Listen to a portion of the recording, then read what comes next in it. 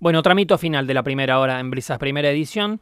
Lo voy a saludar porque lo tengo en línea a Guido Satlaucal. Él, espero haberlo pronunciado bien y pobre que todo el mundo le debe decir lo mismo.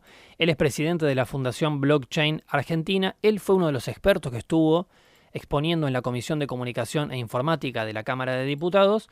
¿Y por qué estuvo exponiendo ahí? Bueno, porque aunque a veces el paso del tiempo nos hace olvidar de los temas, hoy se cumplen 2 meses del CryptoGate, ¿sí? De aquella tarde-noche en la que el presidente difundió un token de una criptomoneda que nadie conocía y en cuestión de minutitos, horas, se armó un despelote que sigue latente ahí y que por eso nosotros convocamos a especialistas para hablar de esta cuestión. Guido, ¿cómo te va? Alfredo Beslosada te saluda desde Mar del Plata de Radio Brisas. Buen día. Hola Alfredo, buenos días, ¿cómo estás? Un saludo. Bien, mira, primero que nada quiero preguntarte esto, ¿no? Unos dicen recién 2 meses, otros dicen ya 2 meses. El tiempo corre raro para este tipo de temas. Sí, sí, la verdad que parece como bastante, dependiendo del punto de vista, ¿no? Mm, Pero sí. Bien, blockchain Argentina. Yo, como neófito total en la materia informática, entiendo que blockchain es un sistema de registro de información, ¿verdad? Pensaba una especie como de gran libro de escribanía compartido, Ujú. como si fuera también una especie de Google Drive en el que todos van metiendo o va quedando información alojada, trazable, difícil de manipular, que es lo que en este caso ha registrado una operación que se produjo, que me parece que también es una novedad en términos de insumo para la justicia para determinar lo que la gran mayoría de los argentinos nos estamos preguntando, que qué fue aquello, qué fue exactamente lo que pasó, ¿no? Con el LibraGate. Exactamente, sí, como vos decís, blockchain es un sistema de registro de información, Hmm. así como el ejemplo que vos decías del libro del escribano, pero no hay un solo libro, sino que son miles de libros que al mismo tiempo guardan la misma información. Y esto se hace para que nadie la pueda modificar, no por la información del mismo momento, sino una información previa que pasó. Entonces Hmm. sabemos que todos los movimientos, por ejemplo, que pasaron en este caso de Libra con la creación del token, cómo se fueron distribuyendo esos tokens, todos esos movimientos, van a quedar siempre registrados mientras que la blockchain siga funcionando, siempre van a estar ahí y nadie los va a poder modificar, ¿no? Bien. Esto es un elemento que imagino que a muchos les ha permitido ir respondiendo a esta pregunta, que es qué fue exactamente lo que pasó. ¿Vos tenés tu hipótesis? ¿Has podido llegar a algún tipo de conclusión de qué es lo que ha pasado? ¿Cuál es tu vinculación, por ejemplo, con la investigación que se está llevando a cabo en la justicia? Sí, a ver, lo que pasó es primero, nosotros en blockchain y toda esta tecnología tenemos como dos puntos donde pararse, ¿no? Lo que Mm, pasó on-chain, o sea, lo que pasó dentro de la cadena y lo que pasó fuera de la cadena, mm, off-chain. Dentro de la cadena lo que pasó son todos los datos trazables que nosotros podemos ver abiertamente en el explorador de Solana, que es la blockchain que se usó, que es cuándo se creó el token, la billetera que la creó, cómo se empezaron a distribuir esos tokens, que en los primeros minutos después de la creación se empezaron a mover de distintas billeteras distribuyéndose. Después pasó el tweet del presidente, que eso fue off-chain, ¿no? Pero ahí vemos la hora donde pasó. Y después vemos todas estas grandes. Entró un gran caudal de gente a querer comprar ese token. Ese Token, token perdón, empieza a perdón Guido, un token es como una fracción de algo, sería la forma de comprar como si fuera una acción de una moneda que anda dando vueltas porque fue creada. Eso, token sería como una ficha, ¿no? Está La bien, ahí está, traducción, sí. y sería la creación. En este caso se crea una ficha, Mm, se crean 1.000 millones de fichas, en mm. realidad, que se llaman Libra.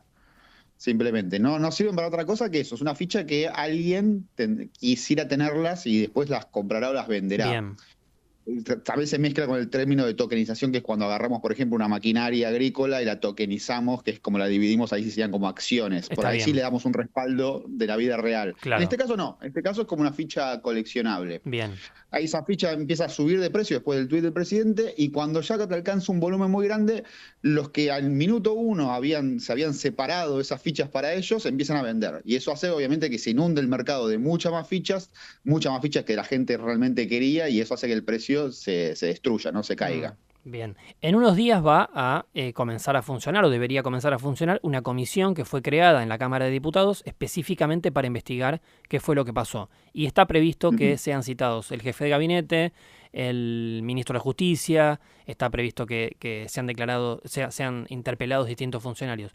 ¿Qué preguntas crees que hay que hacer? ¿Qué preguntas crees que falta hacer o a vos te gustaría poder responder a partir de esta posibilidad? Bueno, ahí es donde entran todos esos datos off-chain, ¿no? Todos esos datos están fuera de blockchain, donde se tendría que empezar a ver, bueno, si conocen a esta gente que se auto... Hay un montón de personas que dicen que son ellos los que crearon el token, ¿no? Este Hyben David dice que él lo creó, entonces, bueno, lo conocen, todos los registros cuando entró a Casa Rosada, básicamente eso, la información que tenía ahí, la relación que tiene toda esta gente realmente con el presidente, gente que en este mundo no eran conocidos, en Argentina, en el mundo blockchain, que es muy grande, no eran conocidos, se hicieron conocidos a partir del tuit del presidente, no el que promociona Libra, sino uno anterior que había pasado un par de meses antes. Bueno, cómo llegaron hasta él, qué es lo que le propusieron al presidente, por qué le vendieron este proyecto o qué grado de relación tenían con él, ¿no? Para decirlo. El proyecto se vendió como algo que iba a ser para traer inversiones a las pymes argentinas, pero nunca explicó cómo el proyecto, era bastante desprolijo en ese sentido. Y también, bueno, ¿y quién asesoró al presidente para que lo haga, ¿no? Algo que te escuché decir, y lo mencionaban varios expertos ahí en la comisión en diputados, es que, en principio, estas personas que promovieron esta operación que después difundió o promocionó el presidente, no eran conocidas en lo absoluto en lo que es el mundo, ¿no? de blockchain, en el mundo incluso de criptomonedas, que en principio muchos las conocían de pocos meses antes y no tenían quizás la mejor referencia, pero que desde ya no tenían la escala de reputación que uno imagina para que el presidente se embarque en un proyecto detrás de ellos, ¿no? Sí, sí, tal cual como vos decís. No, acá en Argentina no eran conocidos, te diría que en el mundo ni siquiera eran muy conocidos. En ese sentido, además que acá en Argentina hay muchos proyectos muy serios que funcionan con esta tecnología y que son casos de éxito y que, bueno, hablan en ferias internacionales, muestran sus productos por todo el mundo. Cualquiera de esos lo podría haber asesorado mucho mejor en ese sentido al presidente.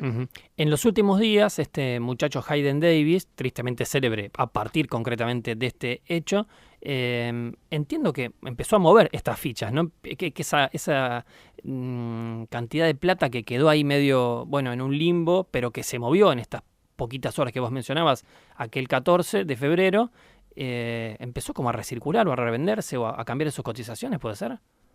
Exactamente, lo que pasó fue que en las primeras horas esas fichas él las pone a disposición para la venta y después retira ganancias sobre esas ventas. Ya no en fichas del token Libra, sino en Sol, que es la criptomoneda nativa de la red de Solana, o en USDC, que es una stablecoin, o sea, una criptomoneda que siempre está relacionada uno a uno con el dólar. En total de eso tenía más de 100 millones de dólares. Y desde hace ya 3 o 4 semanas empezó esas ganancias que tiene, las empieza a cambiar, las empieza como a sacar del circuito, como a cambiarlas a su cuenta bancaria directamente en un exchange en Estados Unidos. Empieza a hacer movimientos de $500.000 un día, $400.000 otro, $700.000 otro día, y así de a poquito como retirando como esas ganancias. Bien. Esto a la vista de todos, ¿no? Porque esos datos están ahí, se pueden ver. No hay que ser un experto para poder verlo. La justicia tranquilamente podría llamar a esos exchanges donde se está haciendo esas operaciones y pedirle la documentación necesaria. Bien, estamos hablando con Guido Satraucale, presidente de la Fundación Blockchain Argentina. Guido, te voy a hacer la última pregunta que tiene que ver justamente con esto de la justicia que vos estás mencionando. En su momento el fiscal Eduardo Tayano pidió la versión taquigráfica de aquella exposición de expertos como vos en la comisión, en la Cámara de Diputados.